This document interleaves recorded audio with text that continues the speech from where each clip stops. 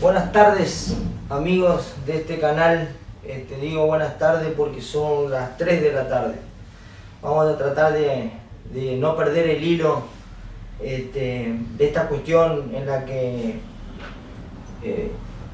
tuve la fortuna o la desgracia de meterme, porque ahora tengo que continuar, parece.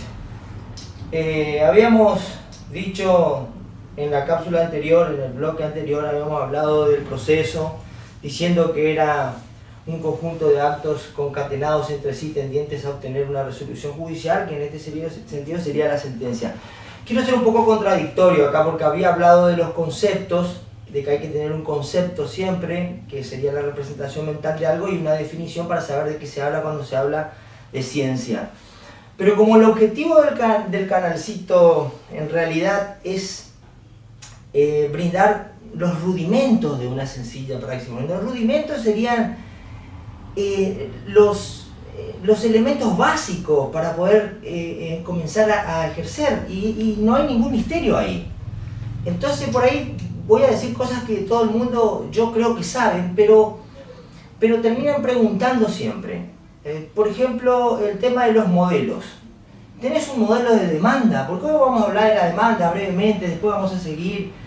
Aparte soy un reciclador de opiniones ajenas, con algún condimento de opinión personal también sobre las cuestiones que yo por ahí expongo acá, de manera que lo que yo diga, alguien lo dijo ya alguna vez por ahí, no es que yo estoy inventando nada. Entonces, hablando en este sentido, yo lo que quiero es brindar simplemente aquellas cuestiones que deben ser manejadas como mínimo para poder caminar los tribunales. Y son cosas muy rudimentarias, ¿no? Por ejemplo, la demanda. Hoy vamos a hablar de la demanda. Bueno, la demanda es el escrito, todo el mundo sabe, con el que se inicia el litigio. Ya hablamos del proceso, ya hablamos del cliente, de la cuestión epistemológica y el objeto, el obstáculo epistemológico que existe con el cliente. Una demanda es un escrito judicial que tiene que tener determinadas cosas que establece el derecho de forma, y en el fondo de la forma, haciendo alusión a esa clasificación que yo hice en el fondo de la forma y la forma de la forma, y está establecida ahí, están establecidos los requisitos que tiene que tener una demanda, y son básicos y súper imaginables, ¿no? El nombre y el domicilio del demandante, el nombre y el domicilio del demandado, la cosa demandada con exactitud, los hechos en los que uno se funda su demanda, los hechos, y el derecho en el que se apoya, ¿no? ¿Sí? Evitando repeticiones innecesarias, dice el derecho. Y el petitorio, que sería lo último y lo primero, ¿no? Que sería lo que uno pide en términos positivos y concretos. Ahora, esto tiene una manera de ser plasmada en un papel, ¿no? O sea, yo no pongo en la demanda, y no sé por qué no podría, pero la verdad que nunca probé, demandante, fulano de tal, demandado, fulano de tal, domiciliado en tal calle, pero no, tiene su forma, ¿no? Tiene su forma. Después vamos a hablar también de ese tema de la forma, pero la demanda es un escrito judicial. Todos los escritos judiciales tienen la misma forma. Todos tienen la misma forma.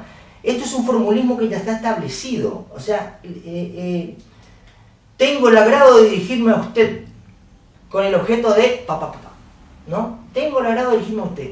Bueno, no hay que generalizar porque todas las generalizaciones siempre son de alguna manera poco acertadas, digamos. O sea, tengo el agrado de dirigirme a usted.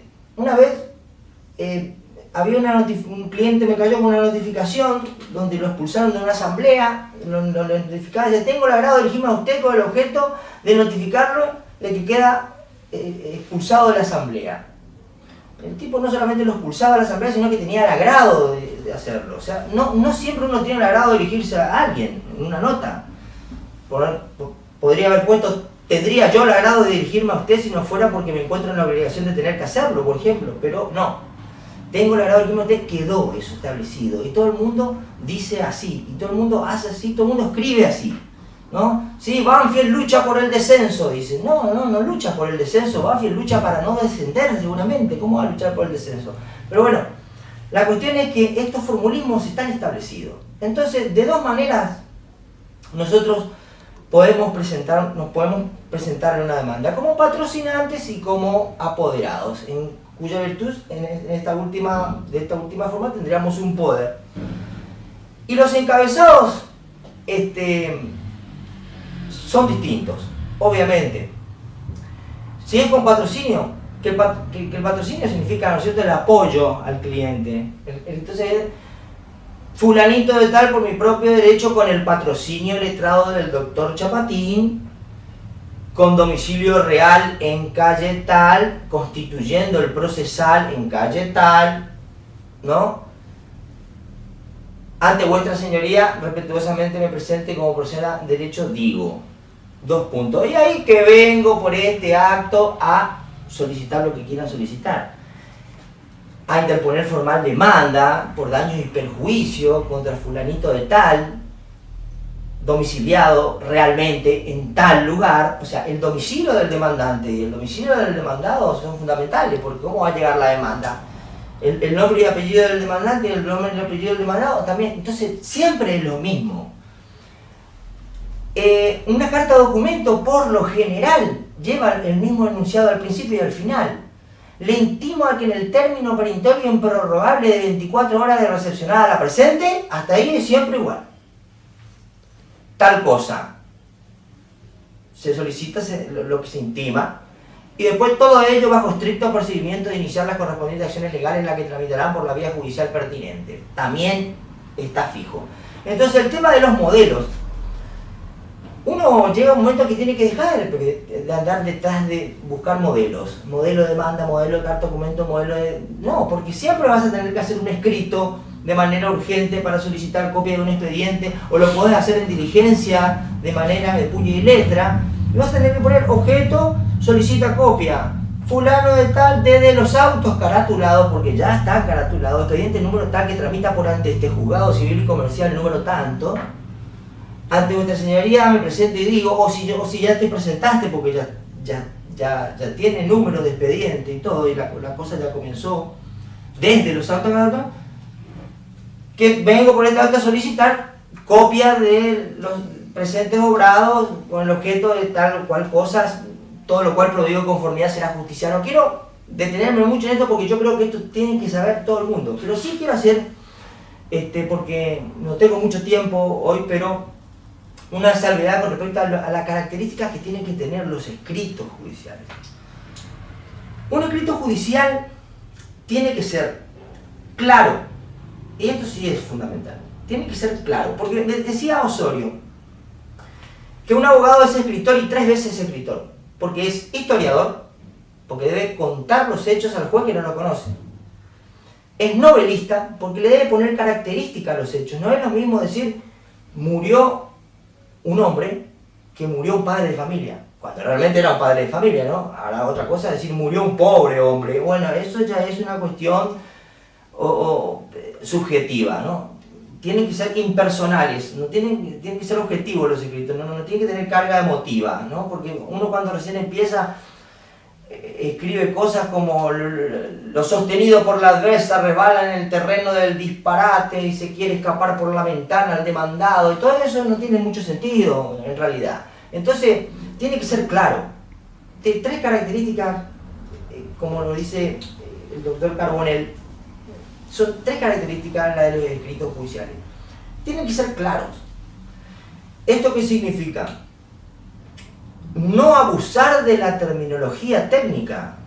No abusar de la terminología. Eso no quiere decir que nosotros no echemos mano de la terminología técnica, pero no abusar, porque escribí para el portero y te va a entender el juez, decía Osorio.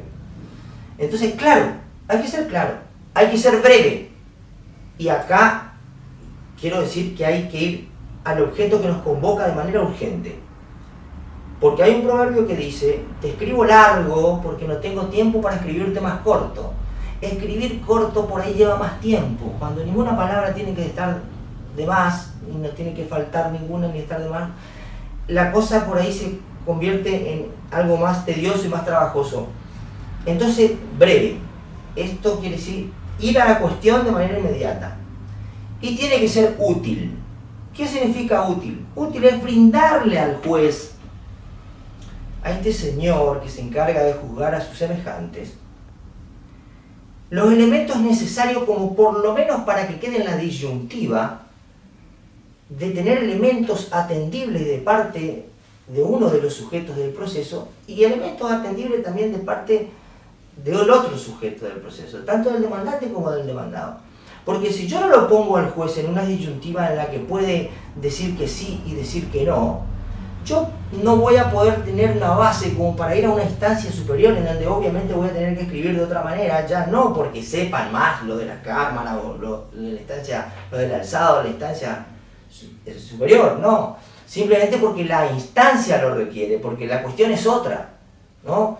Entonces, esto es lo que yo quisiera decir con respecto a los escritos judiciales. Los escritos judiciales tienen que ser claros, breves y útiles, porque si no brindan al juez los elementos necesarios y atendibles, como para que de alguna manera nos dé la razón, no vamos a tener ningún piso como para poder ir a una instancia nuevamente, ¿no? Porque crear la disyuntiva al juez es lo que en mi modestísimo, a mi modestísimo modo de ver, me parece algo importante. Lo digo como un reciclador de opiniones ajenas, ¿no? Yo en realidad, y por lo que vivo diariamente cuando litigamos.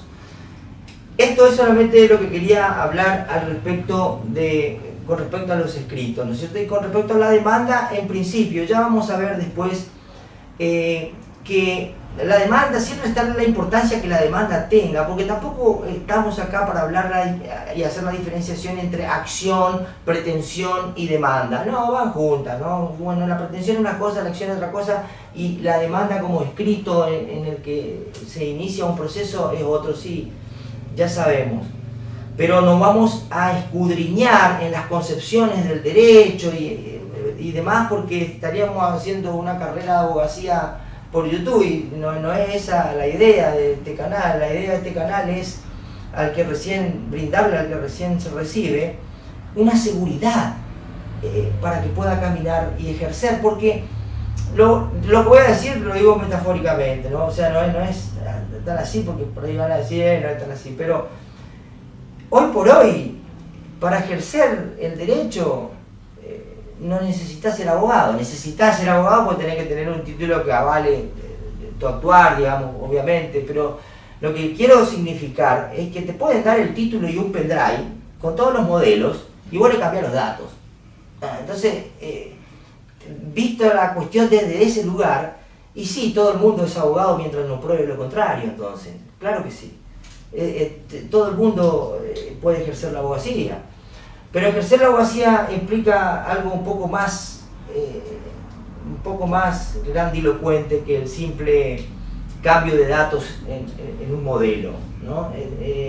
Están los principios procesales, que son a los que yo le quiero dedicar un mayor tiempo, y fundamentalmente al principio dispositivo, aquel que dice, que sostiene, ¿no? Porque los principios son esas directivas, estos axiomas, las pautas. Peirano dice que es el faro que alumbra el proceso, ¿no? Ese faro, y tiene características, los principios procesales, el de bifrontalidad es una, por ejemplo. Un proceso no se rige solamente por el principio dispositivo, ¿no es cierto? Hay veces que el proceso es inquisitivo, todo tiene su opuesto, ¿no es cierto? La oralidad, la escritura, el de concentración, de la economía procesal, el saneamiento. Vamos a ver después los principios, porque esto sí es fundamental. El tema de saber los principios hace que uno pueda saber dónde está parado a nivel nocional Uno no va a Riacho Jeje a preguntar por la 42 Segura Uruguay. No sabe que no está en Nueva York, no, en ese sentido, no. Saber dónde estamos parados conceptualmente. Los principios procesales y el dispositivo es al que le quiero dedicar un poquito de tiempo, porque el dispositivo es el que sostiene que las partes, a cargo de las partes está el manejo del aparato judicial, el proceso, digamos, ¿no es cierto? El impulso procesal. El demandante tiene que impulsar en 6 meses en un juicio ordinario el proceso, porque o si no, se cae la caducidad de instancia. Son problemas graves realmente. Y lo voy a dedicar después de un tiempo solamente al principio dispositivo, porque el principio dispositivo es un cuchillo, un arma de doble filo. El juez cuando quiere actúa de oficio. Cuando no quiere dice, no, ustedes las partes tienen que mover la situación.